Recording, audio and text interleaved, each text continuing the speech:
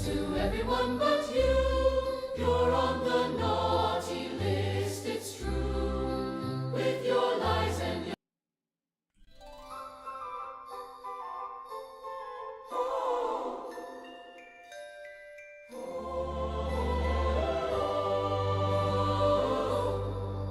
Oh, the snow is falling, the fire's alight. Families gather for a cozy night. But over at your place the mood is bleak, 'cause you're still worshipping that orange freak. Merry Christmas to everyone but you. You're on the naughty list, it's true. With your lies and your hate and your QAnon and crew. Merry Christmas to everyone but you. You're crying about Starbucks cups again, while billionaires rob us blind with a grin. You shout fake news at facts you don't like, and scream lock 'em all up on TikTok all night. Merry Christmas to everyone but you. You're stuck in a Fox News echo zoo. Your MAGA merch smells like hypocrisy stew. Merry Christmas to everyone but you. Oh, you can't spell truth. You walk into the booth with a flag and a hat and no grasp of the facts. Santa tried to help, but he gave up too, 'cause he'd rather give coal to someone who's cool. Jingle bells, Trumpy smells, your logic ran away. Your brain is fried, you grifted, pride makes Christmas suck all day. Merry Christmas to everyone but you. The Grinch has more heart than your whole crew. We'll toast to a future where justice comes through. Merry Christmas to everyone but you. So deck the halls with kindness and cheer, and keep your MAGA nonsense out of here, 'cause peace and love are long overdue. And Merry Christmas is wasted on you.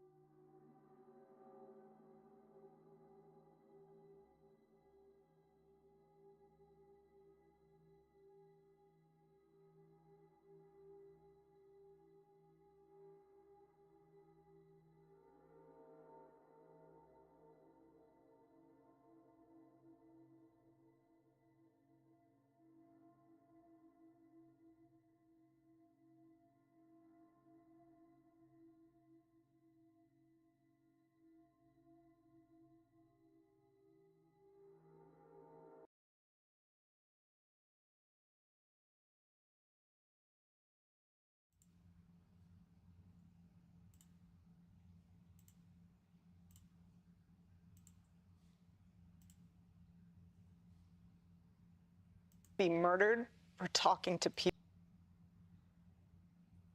My husband did something very simple. He talked to people. You're going to be murdered for talking to people. He didn't go after people. He went after your ideas. So in that spirit, will you condemn the violent rhetoric of Donald Trump, the most powerful and influential person on earth? CBS's new fascist sympathizing editor-in-chief Barry Weiss had Erica Kirk on for a 1-hour town hall last night that is currently backfiring on both parties and blowing up in their face. All I see here, crocodile tears. He didn't go after people. And believe me, folks, it is not just the memes, of which there are many, and don't worry, we will get to those, but it's also backfiring on CBS in a major way via their advertisers. And if you don't know who Barry Weiss is, you will very soon see, based on the clips I'm about to show you from this town hall, that she is quite literally turning CBS into a right-wing propaganda arm. I mean, we knew this was coming when Paramount did the bullshit with Stephen Colbert, with settling with Trump over his gripes. And when the network fails in and she gets fired, she's going to blame it on the left. Well, the left got my network canceled and got me fired. Ugh. I'm predicting it now.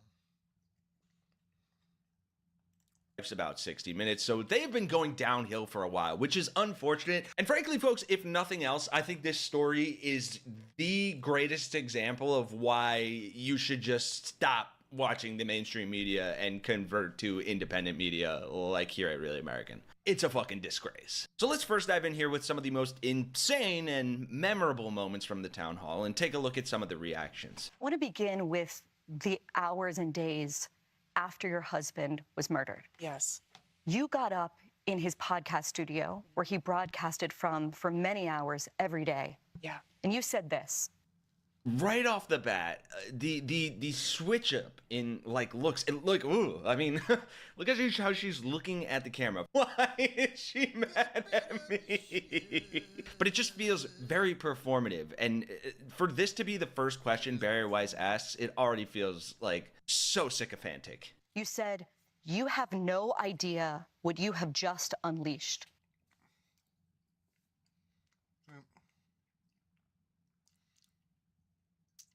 Look, you can see the evil radiating off that bitch, man. You can see the evil radiating off of her, just coming off in waves. I mean, look at her. Look at her. Look how fucked up she is.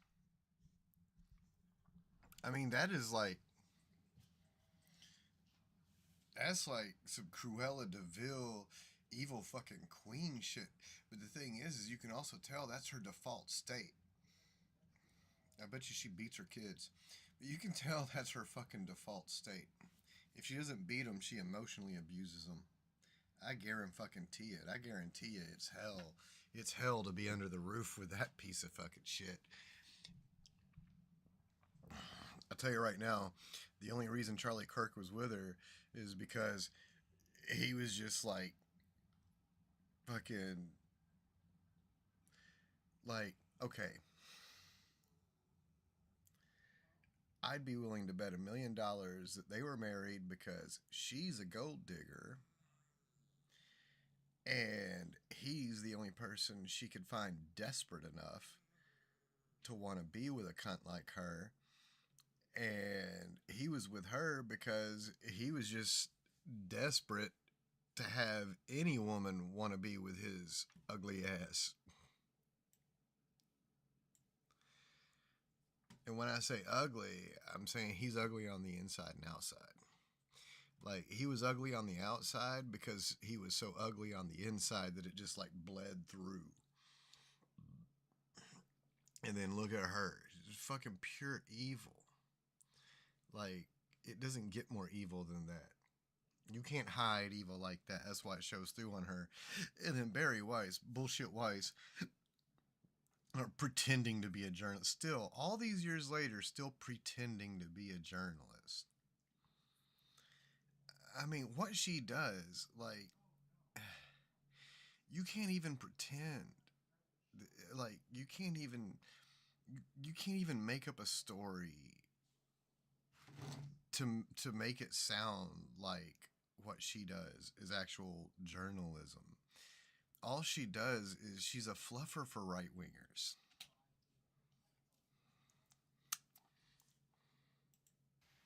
What did you mean by that? Let me give you a little background of that day. Nah, I'm good, bro. I think we've all heard it before. And so you have people online chiming in with stuff like, I missed when we didn't know her. Anyway, look at the chicken bacon ranch loaded fries I got the other day. And how she feels in these interviews. Someone said, damn, she's still on tour. She should stop doing so many interviews. And then, you know, her crying, rubbing money on her face. So next, I'm not sure if you guys have seen any of the feuding between Erica Kirk and Candace Owens. Candace Owens has been putting forth a lot of, I guess you could call them conspiracy theories about Charlie Kirk's murder. But so Barry Weiss asks Erica about these conspiracy theories. And again, the entire thing just, it's almost hard to watch how performative and like eerily cringe it is. Just take a look at some of this. And yet there are a huge number of conspiracy theories, you might call them brain rot, that are spreading right now online about the actual story behind the reality. Told you. One, Told you. It doesn't take long for Bullshit Weiss to prove it.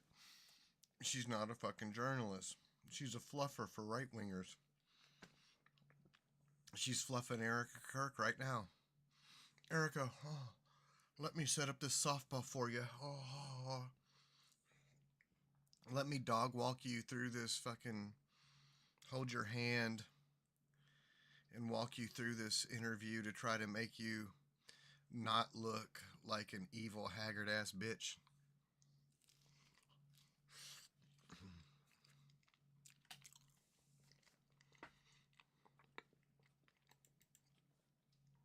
people say that Tyler Robinson was actually a MAGA Republican. Or two, some people say you were actually a Mossad agent sitting in front of me, and you were Charlie's handler.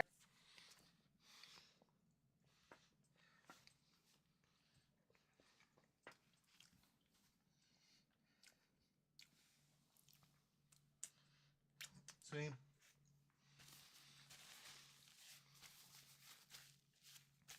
Bullshit Weiss. She likes to try to say, oh, I'm a moderate. I'm a centrist. I'm just a truth seeker. But then look at her. Let me go ahead and set up this thing to discount the possibility whatsoever that the shooter could have been on the right in any way, shape, or form. Let me go ahead and try to establish that narrative based on zero evidence. Let me jump in here and try to protect my daddy Trump.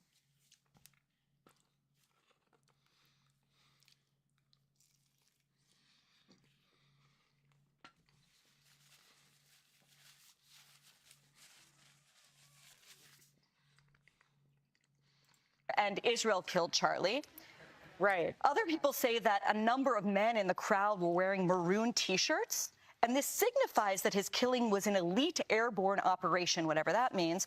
They say that the rings on your fingers, which are My kids' initials. your kids' initials, My wedding band, the Medal of Freedom, my engagement. Oh my God. What is this? Here, let's show off the bling. What the fuck? I'm on a tour to show off my bling. That's how distraught I am. I'm on this tour showing off my bling. I'm such a humble person. Look at all my sparkly diamond gold gaudy bullshit.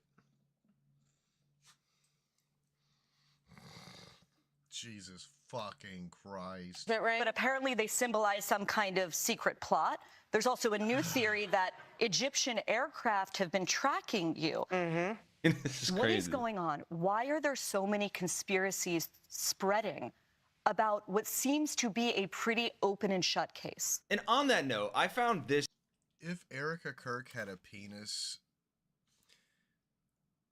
then what you would be watching would be an actual porn broadcast, because Barry Weiss would be on her knees deep throating that fucking thing.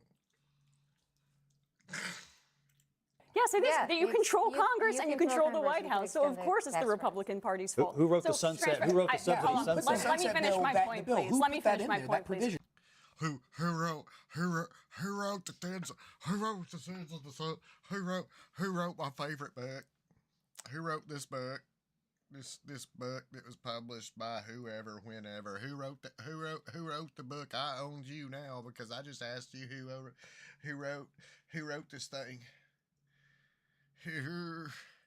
I'm so clever. I'm Scott Jennings. I've got a 12 IQ. I'm smarter than you. Who wrote this book? Ha ha! Owns you, liberal.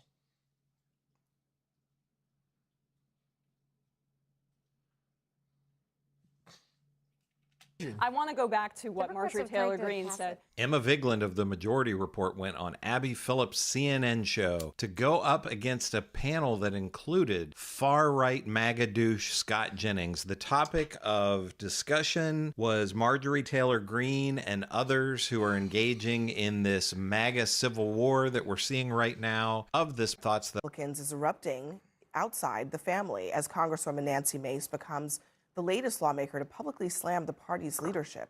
She's calling them ineffective and warning that without changes, the GOP could end up losing its majority.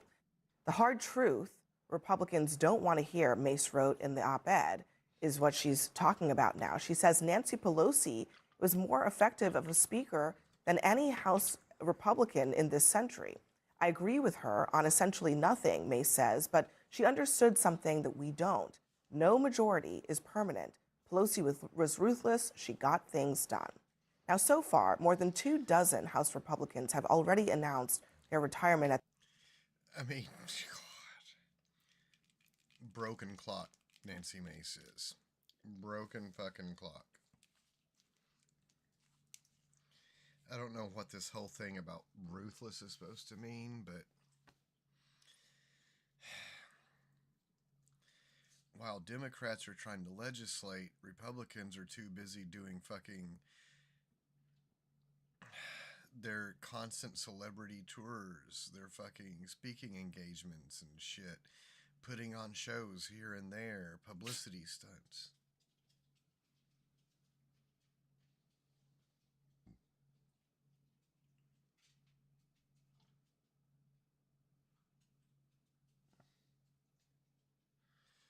While Democrats try to focus on legislating, Republicans focus on fucking trying to become celebrities.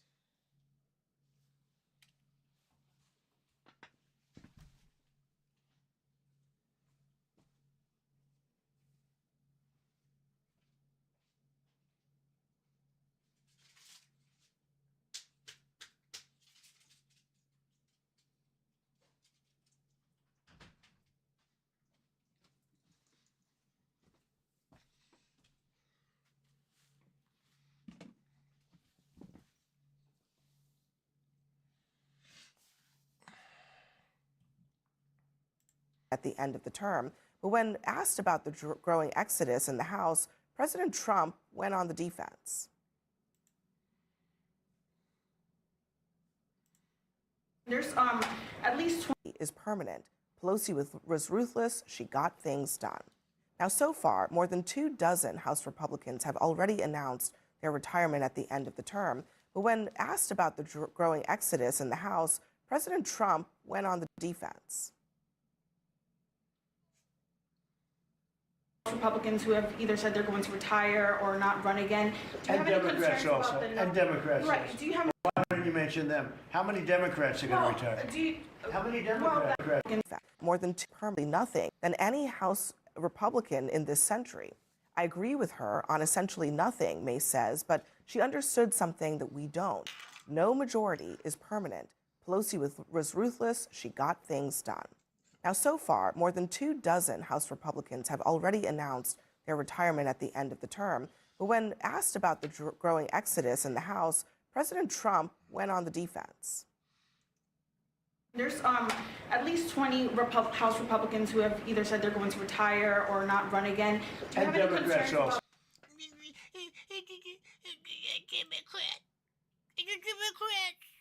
Democrats too.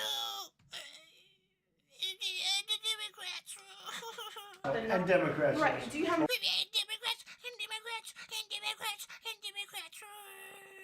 Why don't you mention them? How many? Why won't you talk about the Democrats? But the Democrats. Why won't you talk about the Democrats? Democrats are going to retire. But the Democrats. What with the Democrats and the Democrats. How many Democrats? How many Democrats?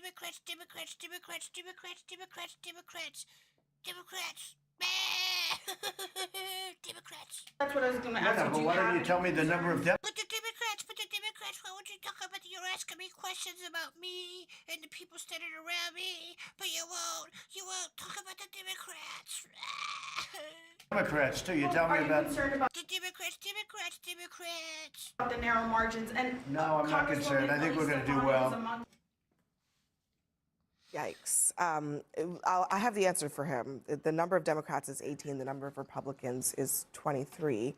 So there's something happening. I mean, some of it is just the natural order of things. We're going into a midterm that is likely to be very bad for Republicans. But this criticism from Nancy Mace, from Marjorie Taylor Greene, directed, yeah, at Speaker Johnson, but really directed at the fact that the House has become a doormat to this administration. That's part of the problem. Yeah, I mean, like, what's the point in being in Congress if everything's being ruled by executive order? What's the point? What are you even doing? Everything's being decided by executive order now. So for the next 4 years, being a senator or a representative is literally useless. Congress has no point in even existing for the next 4 years because everything is executive order on top of executive order on top of executive order. And nobody's going to listen, even when a fucking unbiased reporter is just trying to ask him a completely reasonable question. He just has to take a big shit on his party once again by, instead of addressing what's actually happening, just deflecting off to a childish tantrum. I mean, shit. What's it gonna take for fucking Republicans to grow the fuck up and realize what they did to themselves? Yeah, I mean, I think the fact that you are hearing so much from inside the House, I mean, the fact that Nancy Mace is writing a New York Times editorial where she's critical of how the House is operating, I mean, it's relatively unprecedented to see that. Of course, you know, there's criticisms in parties all the time, but I'm really surprised. Nancy Pelosi did have a 4-seat margin. Johnson has a 3-seat margin at this point. It's not that different, and yet the level of criticism and chaos and the fact that he has puts bills up, takes them down, cannot get consensus, you know, I think it's relatively surprising. Yeah, and you served in Congress. Do you think that she's right, first of all? I mean, do you think that Speaker Johnson's doing a bad job? Oh, he's got a tough task. That's a thin margin, and you have some Republicans who are, you know, all over the map in terms of ideology. So it's a tough job. All over the map. But it's Republicans who are all over the map in terms of ideology. Huh? What does that even mean?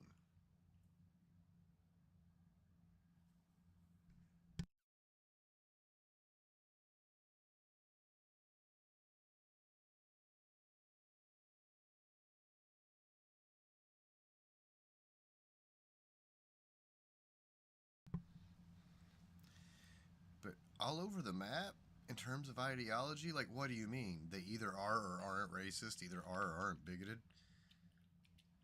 What does that mean? All over the... God, Republicans just say shit. That's why I can't... That's the biggest reason I can't stand them, is they just say shit. It's like they're abusers. They all have the mentality of domestic abusers. Every single fucking one of them. And so, like... their entire existence is built on just saying shit, and you're just supposed to go along with it, whatever the fuck it is, even when it doesn't make a single bit of fucking sense whatsoever. And that's all it is. They just say shit. Well, they're just all over the map in terms of ideology. What does that even mean? Somebody please explain to me what that means.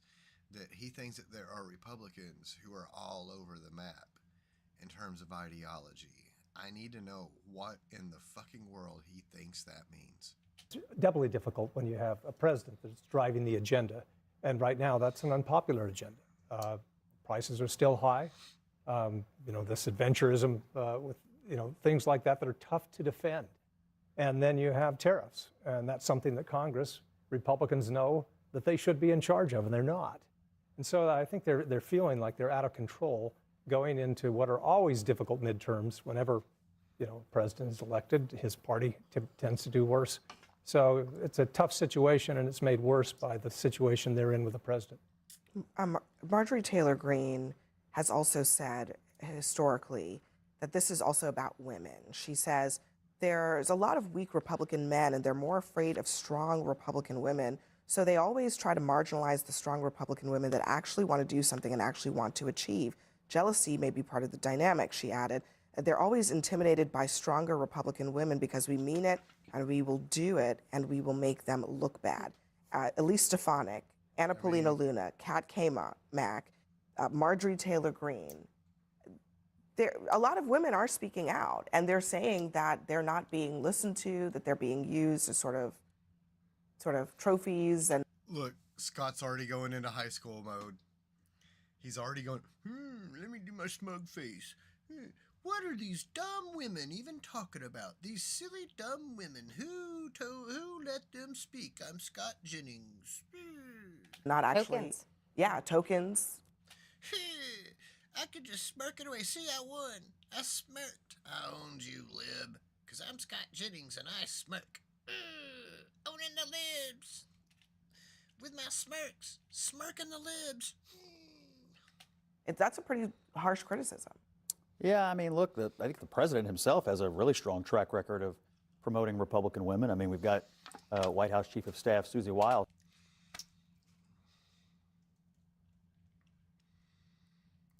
So let's just ignore all the ones complaining. Let's just ignore all the ones who are complaining. There you go, Jennings. That's how you win. That's how you keep on winning. Ignore all the people in your party who are pointing out shit that is actually happening. And instead of acknowledging what they said, just deflect off of it and start sucking your daddy Trump stick again. Sitting at the top of one of the most functional White Houses we've had in modern history. That's a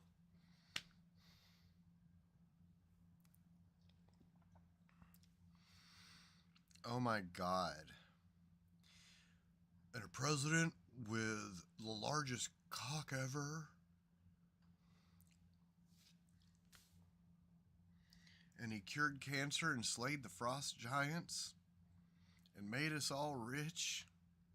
great thing. In the House, I guess they're willing to, or they're happy to have their own opinions, but I personally believe Mike Johnson, with thin margins, has done a pretty darn good job. And we're not as authoritarian as Democrats. We don't force everybody to have the same What? opinion all the time. And the fact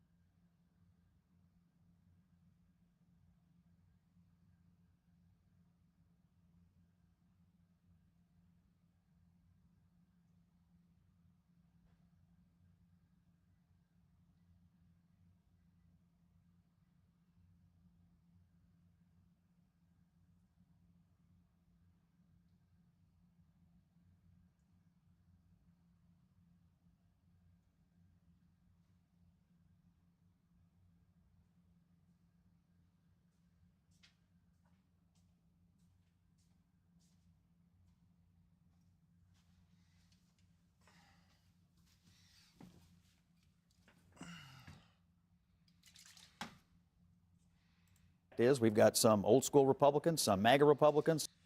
Here's the thing. If we were to tell Scott to prove any of the shit he says. That's why I am. They just say shit.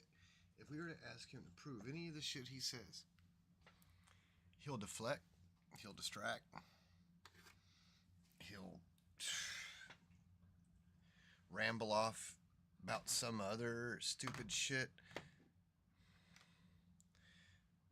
He'll make stupid, snarky remarks, but he won't offer anything of substance because he has nothing of substance to offer ever, because he's a MAGA. He's not smart enough to possess substance. But yeah, he'll do all that shit. And then if you keep pressing him, no, show us proof of any of the shit you say, then he'll just get mad and fucking storm off. Because we've seen him do it before. Just pout and like, it's fucking stupid. He's fucking stupid. He's like a human Cartman. Some libertarians, and it's a broad coalition, and it's hard to manage. But when he's needed to get a vote, he's mostly got it, particularly on the president's domestic agenda, which most Republicans are happy with. Let me just play one more thing from Marjorie Taylor Greene. This was the. I wish they would have let Emma Vigeland respond right in that moment there to what Scott Jennings had to say instead of cutting away to this video. The look on Emma Vigeland's face, Play one.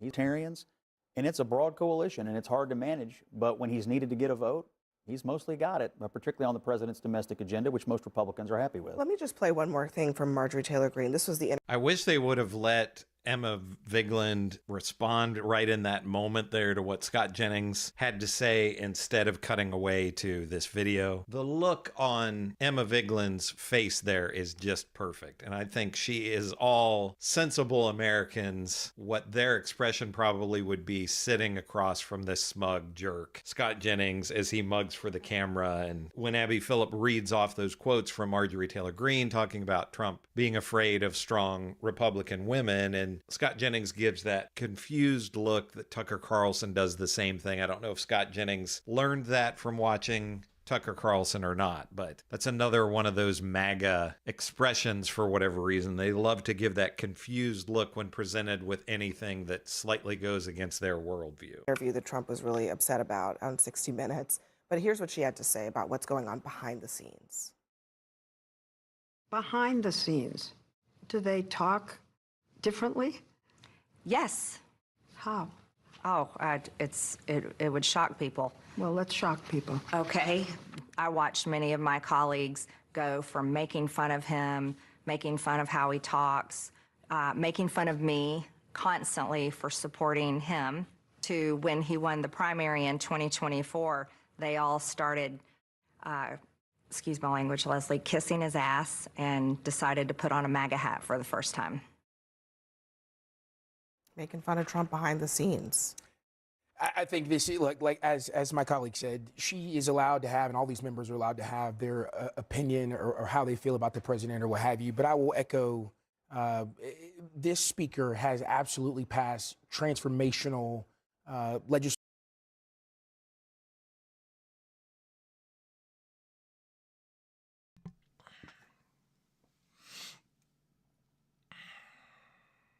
He's about to get his knees dirty and his lips orange. Legislation that has brought relief. The One Big Beautiful Bill has brought amazing relief to American families across the country, and he's done. Has absolutely passed transformational legislation that has brought relief. The One Big Beautiful Bill has brought amazing relief to American families across the country. Holy shit! Look at him. He's going into a fucking political ad. And this is what I hate about fucking Abby Phillips. She lets them come on here and just do fucking commercials. Country, and he's done so within margins. And I would say, and we're comparing it to Speaker Pelosi, who gave us the Unaffordable Non-Care Act out of her speakership. This speaker has absolutely passed transformational legislation.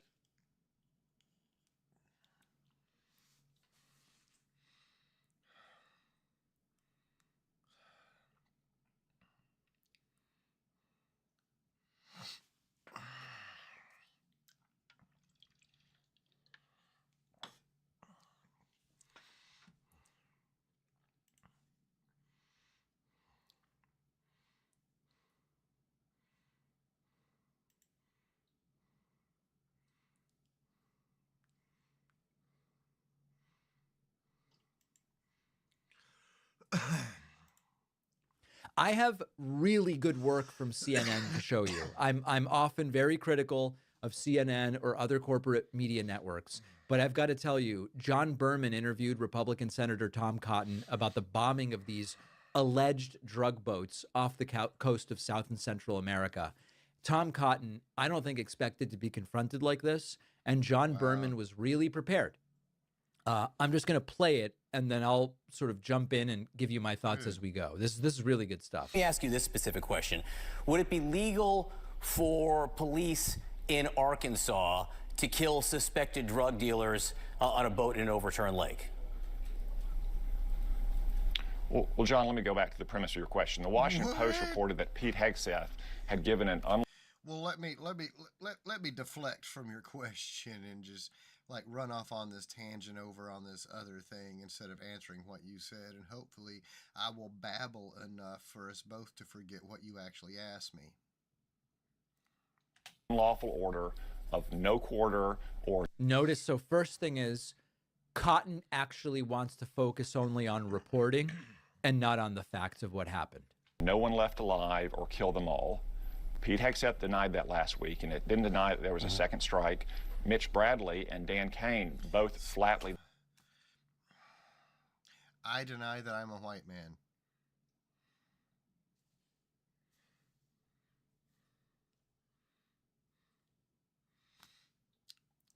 What did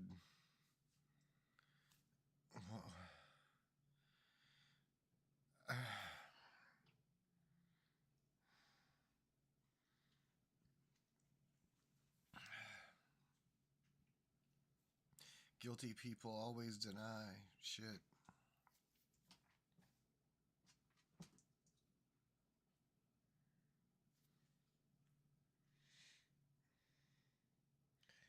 Oh, he denied it. And so just the act of denying something makes you innocent. Right, String Bean? He denied that yesterday as well, which some of the Democrats who watched that video and got those briefings confirmed. So that's what the Washington Post reported. That is a total and complete lie.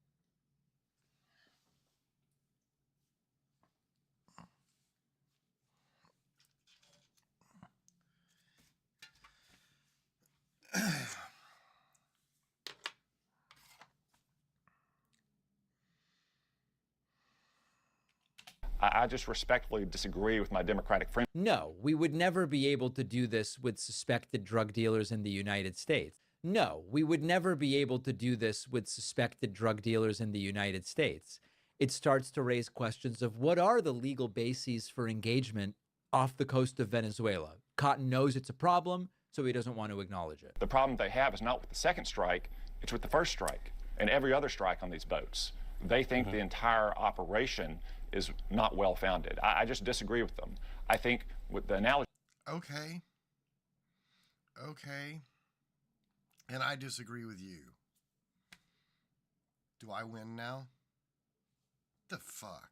I would draw is not Arkansas police officers dealing with American citizens if those boats were loaded with bombs or missiles. But they weren't, right? I mean, this is what they want to act like, an alleged narco-trafficking boat, which, by the way, they have not proven. Maybe it is, maybe it isn't, but they have not proven it. They want to act like an alleged narco-trafficking boat thousands of miles away is the same as a boat bearing down on the coast of California loaded to the gills with bombs and piloted by terrorists. But that's not the situation. Headed for the United States. I don't think anyone would dispute that we had every right and indeed a duty to intercept them. But those drugs detonate and we would as they approach the coast of the United States. Like a bomb all across Arkansas and all across America, killing hundreds of Arkansans and hundreds of thousands of Americans.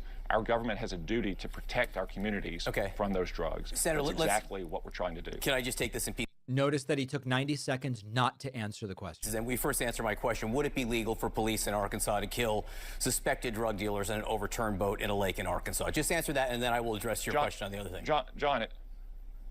John, the premise of your question is not well founded. Criminals in Arkansas are not foreign nationals who are affiliates of a foreign terrorist designated organization. The answer is no, it would not be legal. It's like saying hang on, Senator. The answer is no, it would not be legal to kill them in a lake. But let me ask a follow-up question. If they are terrorists, when did Congress pass the authorized use of force to attack them? John, the reason why your question is not well founded is like saying, would Barack Obama be okay droning an American citizen when he was president like he did? That is a red herring, okay? They love to point out anytime someone brings up, was there an authorization of military for the use of military force passed here? They go, well. You ever play a game and realize that? Right, we've got really an amazing lineup this afternoon. We're going to have a good time. First up, we have the future of news, how creators and influencers. So primarily social media platforms and turning to individuals rather than my guiding force and light in this, rather than politics, commentary, identity. I really feel like what I am seeking is the same thing that I did at a newsroom, that like ABC News where I worked, or Politico, or the New York Post, or the Washington Examiner. I now have the ability as an independent journalist to pursue the stories I want to without having to, think about, does this fit into the identity of a network, or is this something that my editors would like? I don't try to hide the ball on that. I don't. Through with the audience, creating a dialogue. I see that has really worked to rebuild trust, and I think, why not do that with traditional journalism? And what's the story arc, if you will? I mean, the story arc is that obviously I'm an opinion journalist. My opinion is very clear to people. I'm openly conservative. I don't try to hide the ball on that. I don't pretend at objectivity. I try to separate between what I think are the facts, which very often is relying on traditional news gathering sources, and then my opinion, which I'm drawing on my ideology or my centralized values.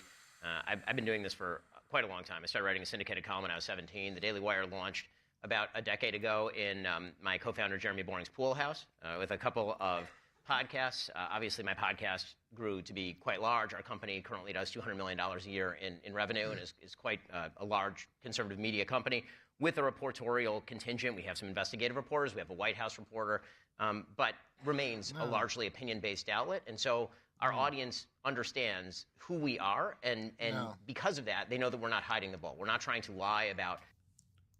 He's lying right now. Sitting here on the stage right now is probably the most he's ever stressed that he's just an opinion guy. Where we are coming from, the news is refracted through the prism of our values. And again, I try to be very clear on my own show between what is fact and what is my opinion. But I think No, he does not. No, he does not. I think that that's part of the trust that I have with the audience. Would it be fair to say you've moved on from the news creator to a standalone brand? I think that is fair, although I think that the silos there are probably a little bit overdrawn. I don't know what it means to be a news creator as opposed to a standalone brand. I think you can be a news creator within the standalone brand, or vice versa. John Lemon. Yes. The story. Lemonheads, is that what you encourage your That's what I followers call- to call yeah, the you? Lemonheads. Tell us the story. Well, so what's the question? What do you? What's the story of why you decided to transition away from mainstream media, a space like CNN? Well, I got pushed out of mainstream media. So. Just as long as I'm not saying it and But you are. I think but honestly, no, it's okay. I mean, it's reality, and I'm about that and about truth. But I mean, if one of the CMO of my former company said, that if you're a walking definition of a blessing in disguise, because I think I got out at the right time. And I know that in the coming months, in the coming years, there are going to be people who will have to they'll be forced to do what I'm doing now. I didn't have to do this, but I still had more to say. But so what I'm doing is I'm going where the audience is, and the audience, no barrier. David? Were you thrown out? Did you write a newsletter when I you were wasn't thrown out. 17? No, very different path. Wasn't path than quite thrown. I was like pushed. No, I came more from the business world, actually, and I saw a lot of my MBA colleagues becoming bankers, financial advisors, private equity people, and that did not appeal to me. So I was able to take a year and say, I'm going to try to see if this could be a viable business, and if it's not, maybe I'll end up as a financial advisor after all. Unfortunately, for me, that didn't happen. And I started early enough that it's been interesting. You talk about the desk. There's been this transition where there are these communicators of authority and credibility that have really changed over time, because there was a point when I started where if it didn't look like you were on a CNN set, there was an instant judgment from the audience that this is not credible. Yeah. And that has really changed over time. In Appearances. fact, to the point where audiences like mine and maybe some of yours, they see that kind of more traditional staid look and they say, this feels stuffy. I actually want something different. And I think that we've benefited from timing and This is impressive because Donald Trump fell asleep so many times during the cabinet meeting the other day. It's also like a lot more mainstream people are talking about the bruise on his hand and probably anticipating that it's a function of some type of intravenous drug that he gets on a monthly basis, perhaps to deal with oncoming Alzheimer's, slow it down. But he's clearly deteriorating physically. Yep. Mentally, it's harder to assess because the guy's always been sort of a lunatic anyways. But he's clearly deteriorating physically. And so much so that even Sean Hannity now has to defend Donald Trump's drifting in and out of the Address cabinet. it, right? And defend it because, like, I don't think Sean Hannity, you could find a more sycophantic Trump person in media. Remember we got those texts from the Dominion lawsuit? He was collaborating with the Trump administration directly on coverage. And so the fact that he feels like he has to even talk about this means this is traveling.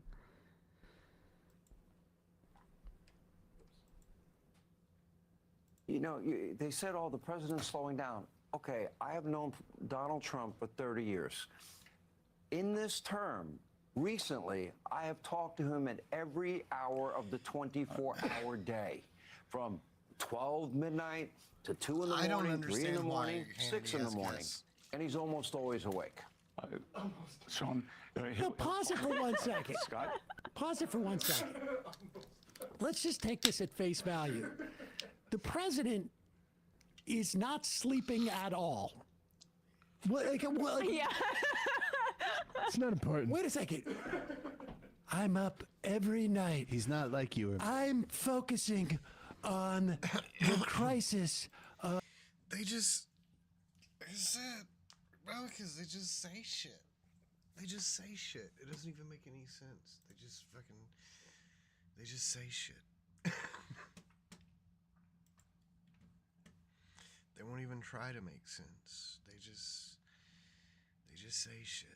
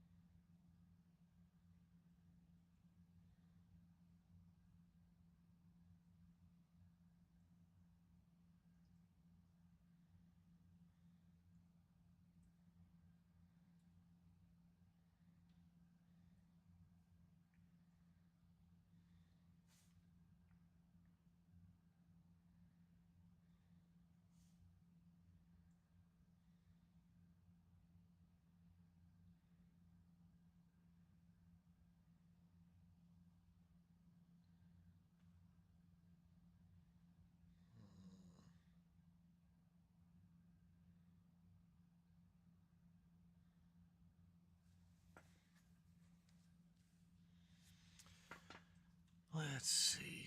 I want to play something,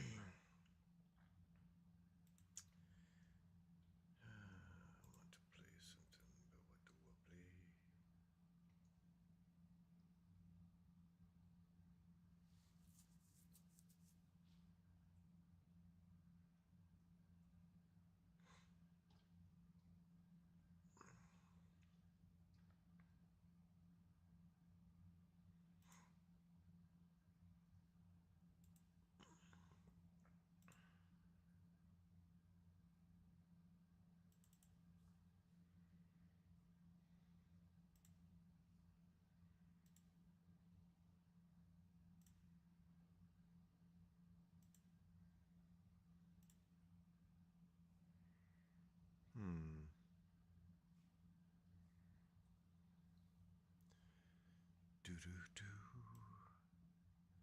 Oh, maybe if I... There we go. This is going to be a little bit better.